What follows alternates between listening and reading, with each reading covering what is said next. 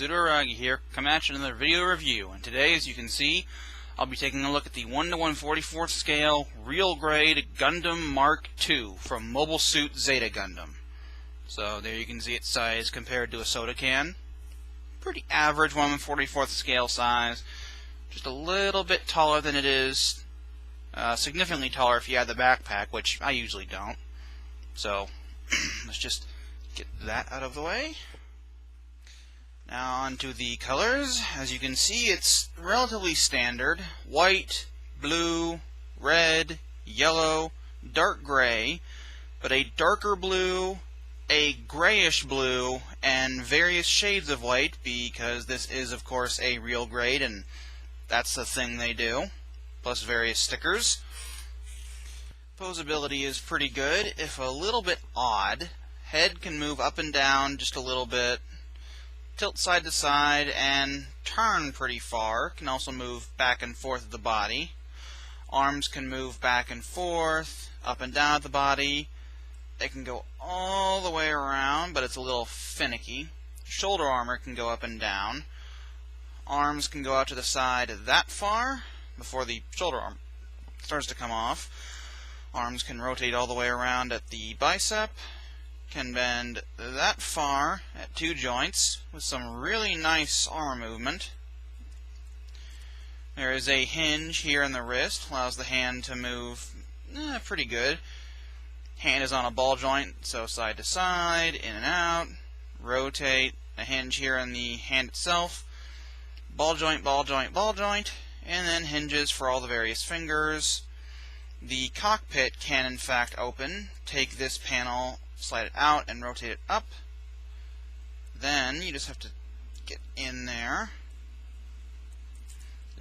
Yeah. Well, it makes things a little easier at the moment.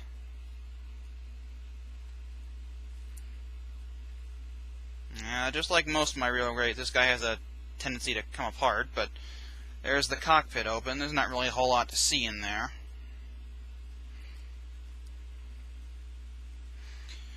This little beam saber mount can move back and forth and move side to side. All four thrusters are on ball joints. Waist can move back and forth, side to side, and rotate. Front skirts can move pretty much anywhere you need. Side skirts can do pretty much the same thing. Back skirt is one piece, can move them down. This piece can open, but that's mainly for later. Legs can move forward that far, back that far, out to the side that far until a little piece here on the hip pops out. Rotate just below the hip. Bend quite far at two joints in the knee with some neat armor movement. This armor panel will tilt up and down if you move the ankle. Feet can move side to side, back and forth, and rotate. Ankle armor can move back and forth, tilt, rotate, move, do all that good stuff. Back part of the foot can move just a little. Front part can move up and down, and the toe can move up and down just a little bit too. This guy does have quite a few accessories, so let's not waste any time. He comes with two beam sabers, which you can see here. They're pretty simple. A sort of off-white plastic with a couple stickers. Comes with two clear pink beams. They can equip quite easily, just peg into the port.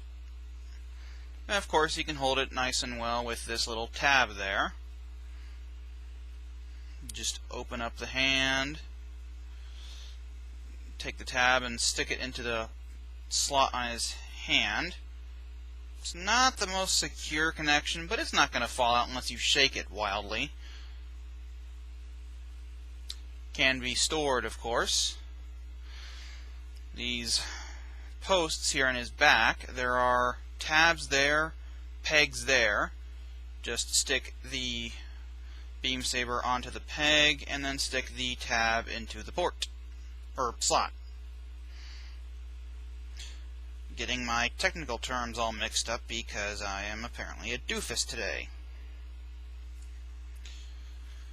Next is his little machine gun radio thing. I never did quite understand what that was, or what this is. But it's got a little antenna, mostly dark blue plastic, a little bit of gray, a couple tabs there on the inside, go into slots on the sides of his head, just kind of slide it down and then just maneuver it until it clicks into place.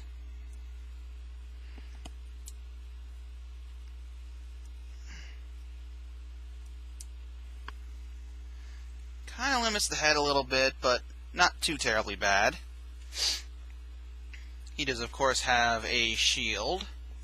This is its folded up form, mostly white plastic with dark blue, red, and dark gray. Has an extended form. A couple stickers there on the side. Nice shiny gold. There is a peg here that goes onto a port on his arm. Right there. The shield has its own set of sub-accessories, if I can get it off the arm. Comes with a little missile launcher. It's pretty well detailed too. If the camera will focus properly. There we go. Wish there was a little bit of red there on the end, but I can probably add that in paint if it bothers me enough. There's a big slot there, big tab there. Put them together and you get magic. Well, no, not really, just that. He also comes with numerous little clips, magazine things for the beam rifle, which I will get to later. Grand total of 4. 2 of them can be stored on the shield. Big posts there, just line them up with the slots there. And of course, now the little viewing bit in there is completely useless, but it can still go on to him just fine. Just stick the peg into the port, and Bob's your uncle. Something that all real grades come with, but I usually don't cut out, is this teeny tiny little person, which represents a person compared to the mobile suit. These guys are quite big. Just get that out of the way.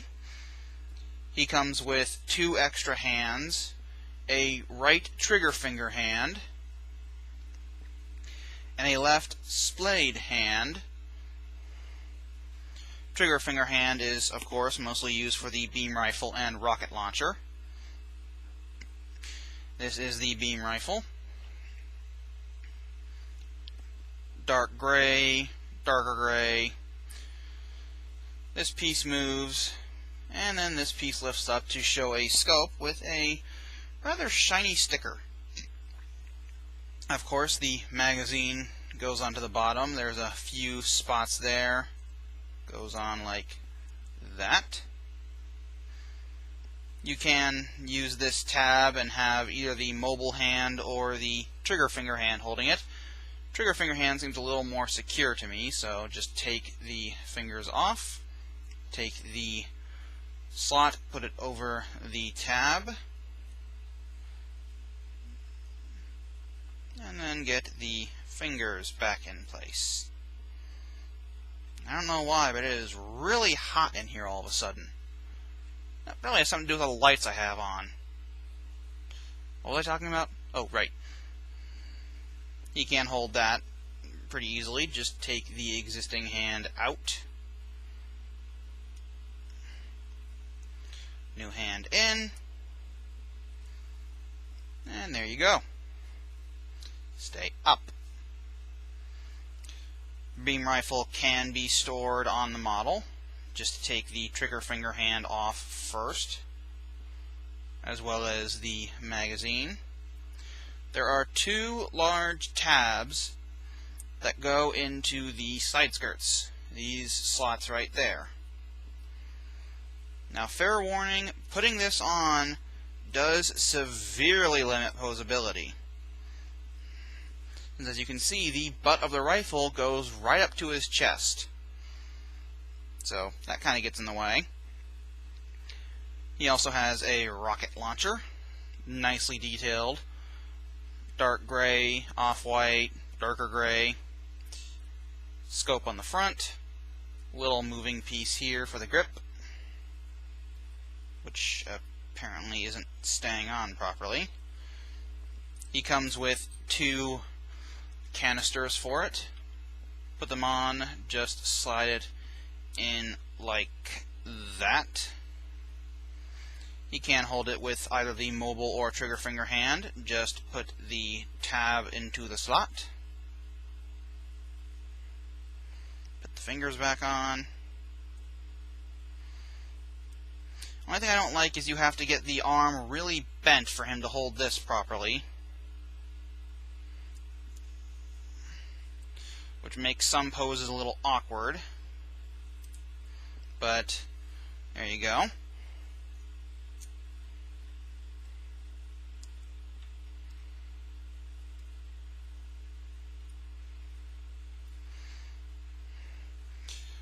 Bazooka can be stored on him.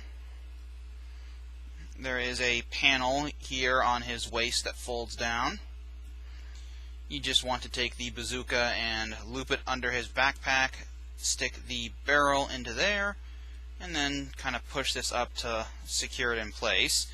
The rifle and this do tend to kind of butt into each other. And of course, one of the magazines for this can be stored on him. Tabs on either side, slot in there. Just put them together. Now, unlike the beam rifle, this actually doesn't limit posability too much. But with that, I bring to a close my review of the 1/144th scale Real Grade Gundam Mark II from Mobile Suit Zeta Gundam. So until next time, bye-bye.